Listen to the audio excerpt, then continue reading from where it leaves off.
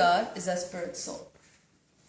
And that we can see in all walks of life, in any religious faith that you may believe in or practice in, we see that there is a concept of something higher than this body. Because when somebody dies, we say, he's passed on or she's passed on. But the body is still there. The body is still there being cremated. The body is still there being buried in a casket. So who's gone? It's the soul. It's the actual identity. And the other way we know that the soul exists is by seeing how much our body changes.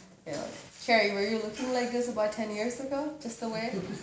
Maybe 20 years ago? I don't know how it goes. I'm not going to go back more than 20 to reveal your age, but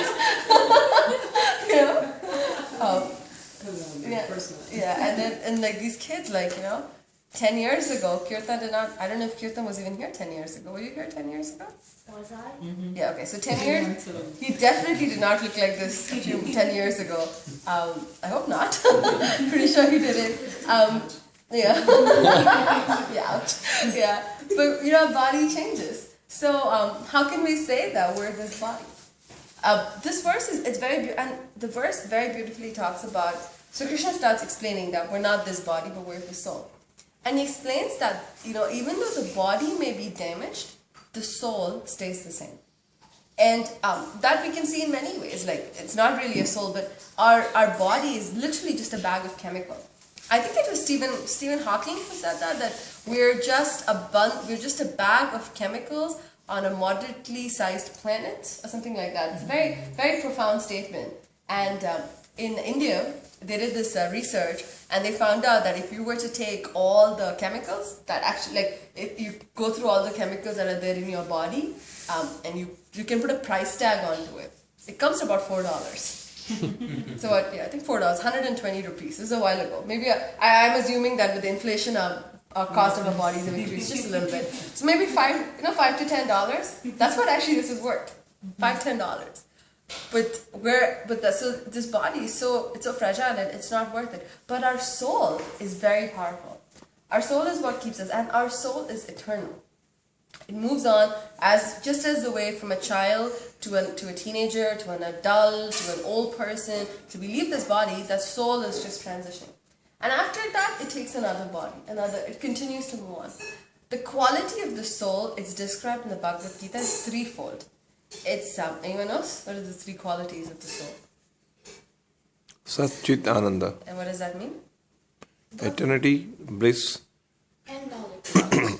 So Sat means it's eternal. Shah said the soul doesn't die. It cannot be destroyed. Chit is full of knowledge. And bliss is, Ananda is full of bliss. The other two qualities we can definitely see in our soul. But to me, the Ananda is something that is very naturally manifest. I often like to give an example. Like even you see children. The child, when a baby is born, when the baby sees the mother, the baby smiles. Now, who has told that kid that that's your mother? The baby does not know that that's the mother. If you really think about it, no one actually tells us that this is your mom. Fathers don't, like when the child is understanding, say, that is your mother, I am your father, that's your, especially the mother-father relationship, it's never really told. It's not like the doctor whispers to the stethoscope, that person who's giving birth to you, that's your mother. And the person standing next to her is your father. No one's telling us that. But the child instantly knows. And the child is instantly happy. That means it's a quality. There is that knowledge and that bliss is there somewhere. So whatever our material body reflects, it's coming from the quality of our soul. So our soul it's eternal, it's full of knowledge, and it's full of bliss. And that bliss that touches our soul is very powerful.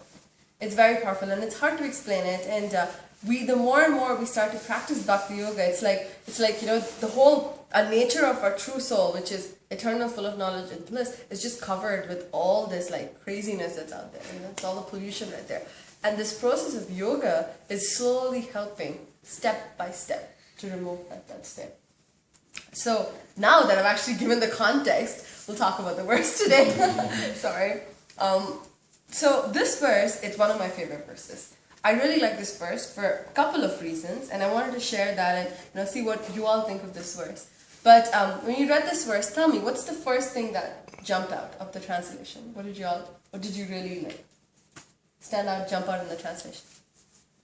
Should we read the translation again, or It was explained that we have to learn how to develop tolerance tolerance? without, being disturbed in the mind. Mm-hmm. That stood out to me. What else? It's beautiful. Thank you. To me, like I can understand people telling you should not be sad during when something sad happens, but no one tells that don't be happy also when something happens. That's what it stands out to me, like that you have to be steady. Yeah. People don't tell you that, oh, don't feel so happy when you're really happy. When you won a lottery, people don't tell, okay, calm down, don't be so happy. They just say, oh, they also are happy. So this is something unusual. It's very interesting. Yeah, it's a good point. It's a really good point to be equal parts. Take happiness and distress the same way. Very nice. Yes? No one really talked about the I'm sorry? no one ever said not to be happy. Like people have said don't be sad, it's okay. Yeah. But no one said you're too happy, you should go somewhere else. Yeah. You should do something sad. Yeah, very nice. It's a very nice point. Just adding to what your mother said, this also doesn't say that if you're too happy, go do something sad, like burn yourself or hit yourself a couple of times on the head just to become sad. Yeah, that's actually a very nice point. Thank you. Because, just to add to that, that's a very wonderful point. Because, not spoiler alert if you're planning to read the Bhagavad Gita in the end, Arjuna does fight. So, spoiler alert. But if you really go through the entire Bhagavad Gita, Krishna at no point does he tell Arjuna, go into the mountains, get into a cave and meditate. There's actually the entire Bhagavad Gita, there's no point he says it. The closest he comes to saying that is he says, abandon all forms of religion and just surrender unto me. And do not fear. There's no point of saying just give up your fighting. There's no, even at that point he's not saying abandon your weapons. He's saying abandon all religion. Abandon all religious principles. It's very interesting. So it's a very nice point because sometimes people are very scared to be spiritual. Because there's a notion if you're spiritual that means you're poor. Or if you're spiritual, that means you have to go into this rainforest in the middle of Ganges and sit on a deer skin and, for women have crazy dreadlocks without washing your hair. And for men have this long beard that ants make hills in. No. And Krishna nowhere is saying that. So it's a very nice point, Kirtan. Thank you. Thank you for bringing that up. Yes, Prabhu. So the other point is the happiness and sadness comes just like the weather changes. Yes. Like summer and winter. Weather keeps changing just the same way. You are going to have happiness, you are going to have sadness. Yeah. It's guaranteed. Very true. Very, very true. Yes. Another thing is when they said winter and summer, some people it's based on usually summer is fun and winter is sad. Yeah. That because winter is cold and you don't get to go out. Yeah. So it's a matter of perspective also. What is bad for us may be good for somebody else and good for somebody else. Yeah. It's very nice. It's very nice. Stuff like that. Yeah. No, it's beautiful. Anything else? The perspective thing I want to clarify is that I come from a place where it is full of desert. For us, winter is most welcome. And summer is horrible. We run away from that place every summer. And winter, if it rains in winter, a couple of days, and those are the best days of the year for us. 2-3 days of the year, yeah. So it's just a related thing on which part of the globe you are. Yeah. No, that's true. That's very true. Very, very true. What else? Anything else that stood out? Something actually? I guess I would say equanimity, which is such a beautiful topic to me. In life we always have our highs and our lows, and it's not so much that, as he talks about tolerating, you know that there's going to be the highs, and you know that there's going to be the lows, but almost like learning how to surf. So that you're not having to crash to the bottom or rise completely to the top. You still are happy and you still feel the sadness, but you can kind of be somewhere in the middle with all that, just kind of gliding along. Not affected by Yeah, not like, crashed by the wave. Oh, I love that. I love the surfing thing.